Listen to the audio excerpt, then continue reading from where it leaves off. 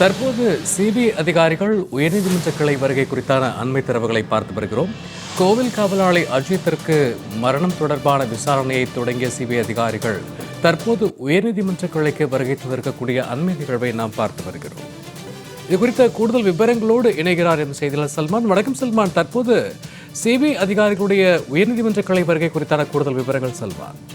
சிவகங்கை மாவட்டம் திருப்புவனம் மடப்புறம் பத்ரகாளியம்மன் கோயிலுடைய காவலாளி அஜித்குமார் கொலை செய்யப்பட்ட வழக்கு தொடர்பாக ஏற்கனவே உயர்நீதிமன்றமானது சிபிஐ விசாரணைக்கு ஆகஸ்ட் 20ஆம் தேதிக்குள்ளாக அவர்கள் அந்த அறிக்கையை தாக்கல் செய்ய வேண்டும் என உத்தரவிட்டது. அதே போன்று ஒரு வாரத்திற்குள்ளாக சிபிஐ இயக்குநரகம் அந்த விசாரணை சிபிஐ அதிகாரிகளை நியமிக்க வேண்டும் என கூறிய நிலையில்தான் நேற்றைய தினம் டெல்லியிலிருந்து டிஎஸ்பி தலைமையிலான சிபிஐ அதிகாரிகள் மதுரையில் உள்ள சிபிஐ அலுவலகத்துக்கு தற்பொழுது வருகை தந்து காலை முதலாக அடுத்த கட்ட விசாரணைகள் குறித்து ஆலோசனை நடத்தினார்கள். இந்த நிலையில்தான் ஏற்கனவே இந்த அஜித்குமார் கொலை வழக்கு தொடர்பாக உயர்நீதிமன்றத்தால் நியமிக்கப்பட்ட விசாரணை அதிகாரியாக இருக்கக்கூடிய மாவட்ட கூடுதல் நீதிபதி ஜான் சுந்தர்லால் சுரேஷ் அவர்களுடைய ஏற்கனவே விசாரணை அறிக்கையானது உயர்நீதிமன்றத்தில் தாக்கல் செய்யப்பட்டிருக்கக்கூடிய நிலையில் அந்த அறிக்கையினுடைய நகலை பெறுவதற்காக தற்பொழுது அந்த சிபிஐ அதிகாரிகள் மதுரை உயர்நீதிமன்ற மதுரை அமர்வுக்கு வருகை தந்திருக்கிறார்கள்.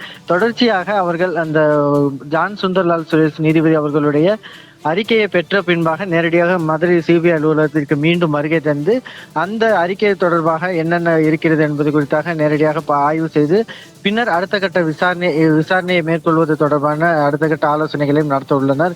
டிஎஸ்பி மோஹித்குமார் தலைமையிலான அந்த சிபிஐ அதிகாரிகள் தற்பொழுது காலை 10 மணிக்கு மதுரை சிபிஐ அலுவலகத்திற்கு வருகை தந்த நிலையில் தற்போது உயர்நீதிமன்ற மதுரை அமர்வுக்கு சென்று நேரடியாக பதிவாளர்கள் அவர்களிடம் இருந்து நீதிபதி ஜான் சுந்தர்லால் சுரேஷ் அவர்களுடைய அறிக்கையை பெறுவதற்காக தற்போது வந்திருக்கிறார்கள். அதை பெற்ற பின்பாக தான் அடுத்த கட்ட விசாரணை எங்கு சென்ற திருப்புவனம் அந்த மடப்புறம் பத்ரகாளியம்மன் கோவிலில் சம்பவம் நடைபெற்ற பகுதிக்கு நேரடியாக சென்று ஆய்வு மேற்கொண்டு விசாரணை நடத்துவது, அதே போன்று நீதிபதி அவர்களிடம் சாட்சியம் அளித்த சாட்சிகள், அதே போன்று அஜித்குமாருடைய குடும்பத்தினர் மற்றும் டிஎஸ்பி, அதே போன்று ஏடிஎஸ்பி மற்றும் ஆய்வாளர் மற்றும் சிவகங்கை மாவட்ட ஏற்கனவே காத்திருப்போர் பட்டியலில் இருக்கக்கூடிய சிவகங்கை மாவட்ட காவல்துறை கண்காணிப்பாளர் உள்ளிட்டோரும் நேரடியாக சிபிஐ அதிகாரிகள் விசாரணை நடத்துவதற்காக திட்டமிட்டிருக்கிறார்கள். அதே போன்று புகார்தாரராக இருக்கக்கூடிய நிகிதாவிடமும் சிபிஐ அதிகாரிகள் விசாரணை நடத்திய பின்பாக மதுரை மத்திய சிறையில் உள்ள தனிப்படை காவல்துறையினர் இந்த கொலை வழக்கில் கைது செய்யப்பட்டு சிறையில் இருக்கக்கூடிய தனிப்படை காவல்துறையினரிடம் விசாரணை நடத்தியிருக்கிறார்கள். ஏற்கனவே